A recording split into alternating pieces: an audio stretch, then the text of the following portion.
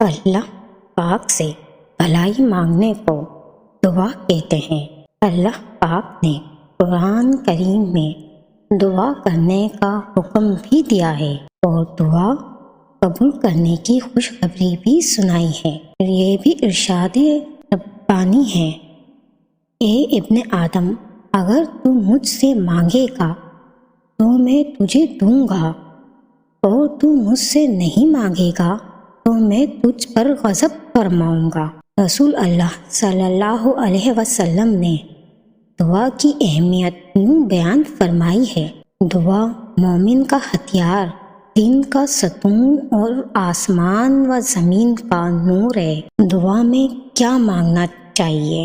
اس سلسلے میں اللہ پاک کے آخری نبی حضرت محمد مصطفیٰ صلی اللہ علیہ وسلم نے ارشاد فرمایا، اللہ سے اس کا فضل مانگو کہ اللہ کو مانگنا پسند ہے۔ رحمت عالم صلی اللہ علیہ وسلم نے فضل الہی پر مشتمل بہت سی جامع دعائیں ہمیں سکھائی ہیں۔ انہی میں سے ایک دعا عافیت مانگنے کی ترغیب پر مذکورہ حدیث میں ذکر کی گئی ہے۔ دنیا کی رسوائی اور عذاب، آخرت سے پناہ کی دعا مانگی گئی ہے۔ تمام کاموں میں حسن اختتام سے مراد یہ ہے کہ ہمارے ہر عمل کا نتیجہ اچھا ہو، اور دنیا کی رسوائی سے مراد مصیبت، غرور، دھوکے اور دشمن کے شر سے پناہ ہے۔ یہ بات ذہن میں رکھیں کہ اچھے کام کا نتیجہ حسین، جبکہ برے کام کا نتیجہ بھیانک نکلتا ہے۔ لہذا برا کر کے اچھے کی امید رکھنا عقل مندی نہیں۔ بعض اوقات یہ بھی ہوتا ہے کہ انسان کام تو اچھا شروع کر دیتا ہے مگر نتیجہ خراب نکلتا ہے، اور جب وہ اس خرابی کی ظاہری وجوہات کھوجنے جاتا ہے تو اس کام میں بدنیتی، مستقل مزاجی کی کمی، لاپرواہی، سستی و کاہلی کی وجہ سے ہونے والی کوتاہیاں بطور ثبوت کے سامنے آتی ہیں۔ لیکن جب بندہ اپنے اچھے کام کے لیے اپنے رب سے یوں ہم کلام ہوتا ہے تو رحمت الہی سے اس کی امیدیں بن جاتی ہیں۔ اللہ پاک بھی اپنے بندے پر کرم نوازی فرماتا ہے اور بطور انعام اس کی کوشش کا اچھا رزق عطا فرماتا ہے۔ خدا نخواستہ اگر وہ بظاہر ناکام بھی ہو جائے تو رحمت الہی اس کے لیے سہارا فراہم کرتی ہے، اس کے ٹوٹے دل کو حوصلہ مہیا کرتی ہے، اسے نئے عزم کے ساتھ دوبارہ اپنے مقصد کو پانے کے لیے ابھارتی ہے۔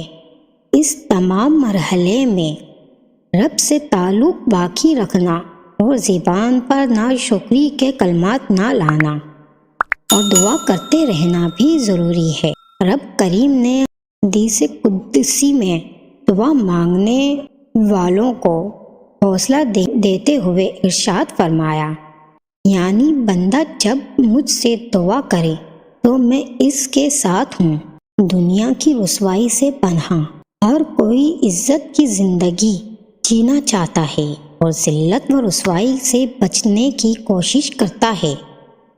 اپنے طور پر وہ احتیاط کرتا ہے، مگر یہ سب انسانی تدابیریں ہیں جن سے بہتر نتائج حاصل کرنے کے لیے رب کریم کی کرم نوازی شامل حال ہونا ضروری ہے، اور رحمت الہی کو اپنی طرف متوجہ کرنے کا ایک ذریعہ دعا ہے۔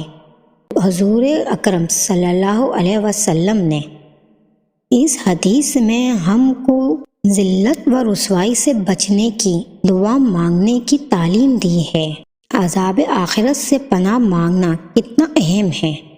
رسول اکرم صلی اللہ علیہ وسلم نے ارشاد فرمایا، انسانوں کی آگ جسے وہ جلاتے ہیں جہنم کی آگ کے 70 اجزاء یعنی حصوں میں سے ایک حصہ ہے۔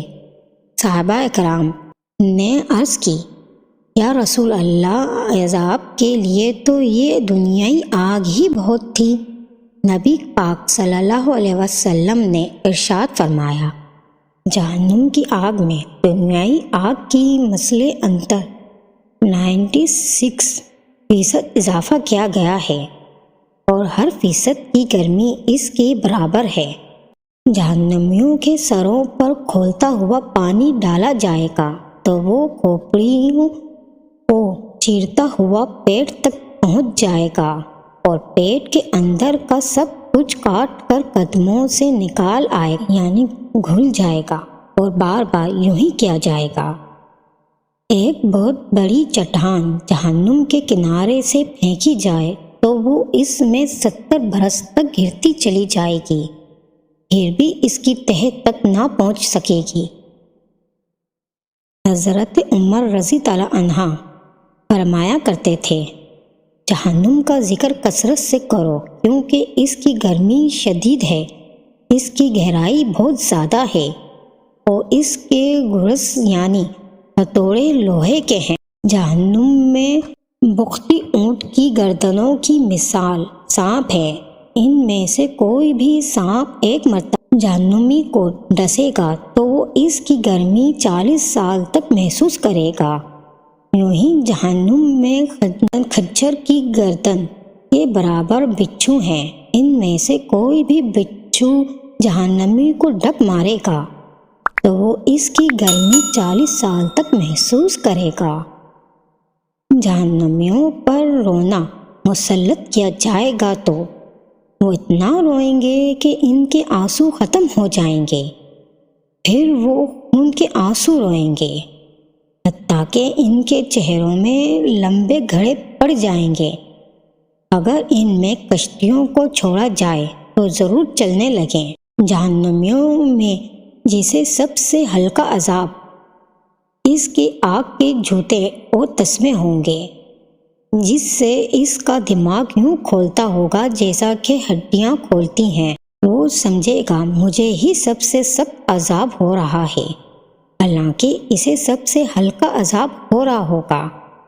لہٰذا دنیا میں ان تمام کاموں سے بچیں جو آخرت کے عذاب کا سبب بنے، اور یہ دعا مانگنے کا بھی معمول بنا لیں۔ اللہ پاک ہم سب کو نیک کاموں پہ چلنے کی توفیق عطا فرمائے، اور ہماری ہر جائز حاجتیں کو پورا فرمائے، آمین۔